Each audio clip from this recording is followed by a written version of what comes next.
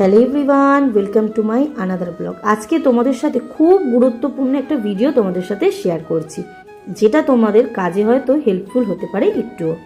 আমার তো প্রচণ্ড হারে হেয়ার ফল হচ্ছিল, জানি না কেন। এখন শীত, গ্রীষ্ম আর বর্ষা, হেয়ার ফল যেন একটা কমন হয়ে গেছে ঘরে ঘরে। এখানে দেখতেই পাচ্ছ অ্যালোভেরাটাকে আমি ধুয়ে নিচ্ছি। তো কি কি উপকরণ দিচ্ছি আর বুঝতেই পারছো কি বানাচ্ছি, সেটা এক ঝলক তোমাদেরকে দেখিয়ে দিই।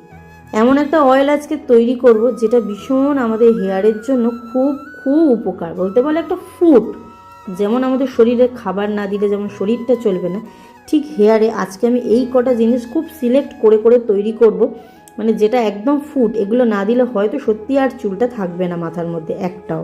এখানে মেথি আর কালো জিরাটাকে হালকা দেখো আমি একটুখানি মানে শুকনো খোলায় একটু ভেজে নিয়েছি। তারপরে এই যে নারিকেল তেল দিয়েছি।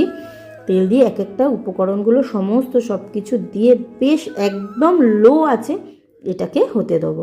অনিয়নের ব্যাপারে কি আর বলবো, পেঁয়াজ আর আমলকি কতটা উপকার, আর মেথি তো জানো কতটা উপকার। এগুলো সমস্ত সব কিছু দিয়ে আজকে আমি তেলটা বানাবো। অনেক কিছু হেয়ারে ইউজ করেছি, তবু আমি হেয়ার ফল আটকাতে পারিনি। আর আজকে আমি ভিডিওটা করছি, দুবার এই তেলটা কিন্তু আমি ইউজ করে নিয়েছি।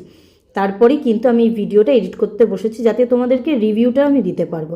শ্যাম্পু করার ঠিক আগের দিন রাত্রিবেলা এই তেলটা তোমরা ইউজ করে নেবে। সব কিছু কিন্তু পরিমাপ মতো নেবে। নারকেল তেলটা একটুখানি বেশি নেবে, যাতে এই যে ফোটাতে হয় না, একদম কম আঁচে এটাকে ফোটাতে হয়, সেই জন্য নারকেল তেলটা কিন্তু একটুখানি বেশি নেবে। আর তোমরা চাইলে এর মধ্যে ক্যাস্টর অয়েলও দিতে পারো। আমার হাতের কাছে যা যা ছিল সেগুলো সমস্ত সব কিছু দিয়ে তেলটা করছি। 99% হেয়ার ফলে আমার 10% কিন্তু এটা কাজ করেছে। ব্যাস একদম ঠান্ডা হয়ে যাওয়ার পর এরকম কাচের কন্টেনার একটা স্টোর করে নিও। এখন তো শীতকাল, 1 মান্থ তো ইজিলি চলে যাবে, 20 দিন এমনিই চলে যাবে। দেখা হবে নতুন ব্লগে। টাটা।